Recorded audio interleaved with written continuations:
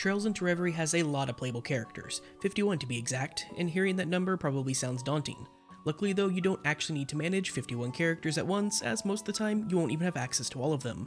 This is because which characters you can actually use at any given time is based on which main character's route you are currently following, that being Lloyd, Green, or C's routes.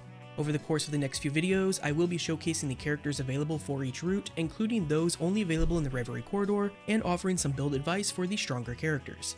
I plan to conclude this character showcase series with a video showcasing how each route can take infinite turns in its own separate video, as the old methods no longer work in Reverie. But for now, let's start by taking a look at the characters available on C's route. C is a split-scaling character with some interesting crafts that will serve you well on their own route, while finding it difficult to justify a spot in your final party. What you want to decide on with C is whether or not to focus on physical damage or magic damage, and while there are upsides to both, I recommend prioritizing physical damage over magic. Not only does C's route gain access to two other very competent casters, a physical build for C will allow you to maximize their most powerful craft, Soul Eater. Soul Eater is a 30 CP craft that deals physical damage in a small radius, interrupts any enemies casting arts, and restores the HP and CP of all party members based on the damage dealt. So the idea is that you will prioritize quartz and accessories that increase C's strength, speed, and crit rating so that C can hit hard and often with Soul Eater, providing a steady stream of healing and CP to the entire party. And at only 30 CP, Soul Eater can easily be used indefinitely without the need to equip any CP per turn accessories or master quartz.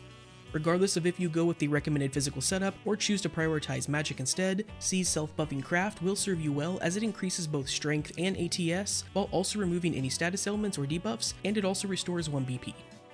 Lapis is another split-scaling character with a couple of different options on how to build her. However, she also happens to be the best tank option for C's route, at least until you get the last character on their route. Because of this, I recommend starting her off as a tank, and then transitioning her into a physical attacker later on. The two main reasons she can work as a tank are her self-buffing craft and her Brave Order. Lapis's self-buff is Ether Hearts. It costs 200 EP instead of the usual CP to cast, and it increases her strength, ATS, and her defense for 4 turns. It also heals her for up to 40% HP, and it restores up to 40 CP. And her Brave Order Lapis Copelion provides a 60% damage reduction for 12 counts and heals all party members for 20% of their HP for only 3 BP.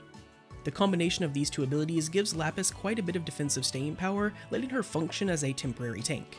You will obviously want to give her quartz that increase her defense and HP, but her master quartz are equally as important as a tank. Aegis is a no-brainer as it's the only master quartz that provides a chance for the equipped character to be targeted by enemies, but for her sub-slot, I recommend C's starting master quartz, Carabim. This master quartz will let Lapis restore her EP whenever she attacks enemies with normal attacks or crafts, and is essential for maintaining her self-buff.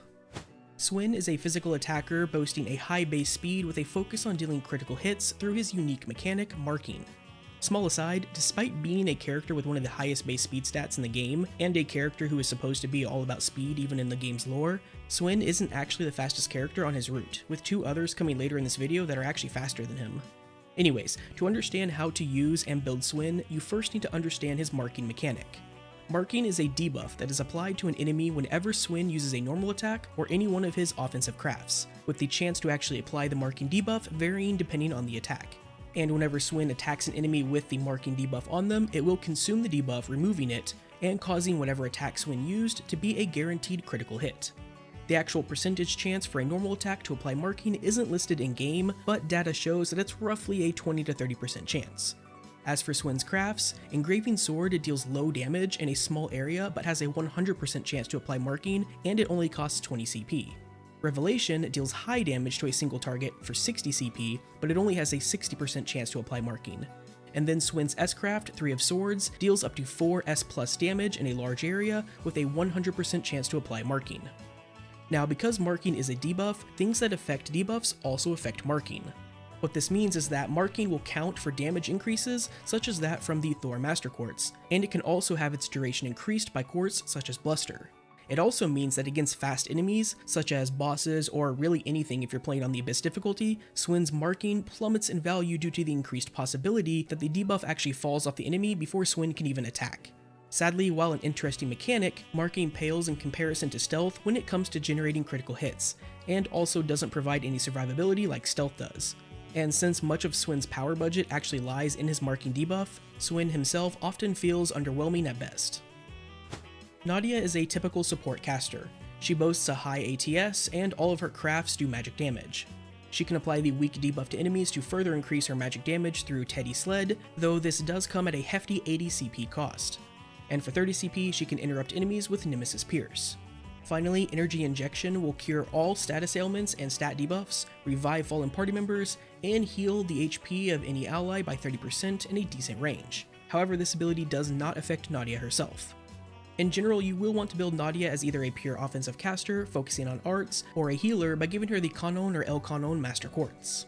However, due to her offensive crafts and her S-craft applying a myriad of status ailments, if you do find yourself using crafts often with her instead of arts, you can give her the Thor Master Quartz to take advantage of its damage increases against debuff targets.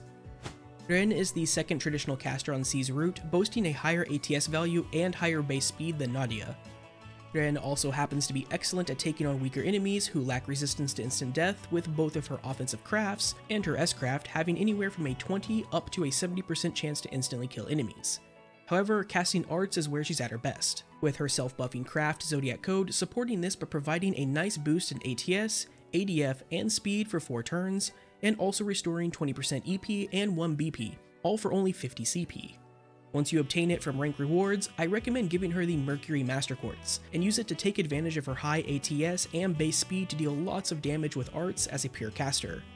However, you can also opt to turn Renne into a healer by giving her either the Canon or El Canon Master Quartz, but due to how well she works as an offensive caster, I recommend Nadia for the healing role instead of Renne. Duvalie is a very fast physical attacker, being tied for the 4th fastest character in the game.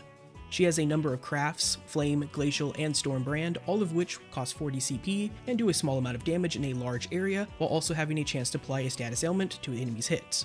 But it is Duvalie's Swift Slash and her Blade Lord Spectre crafts that are the cornerstones of her kit.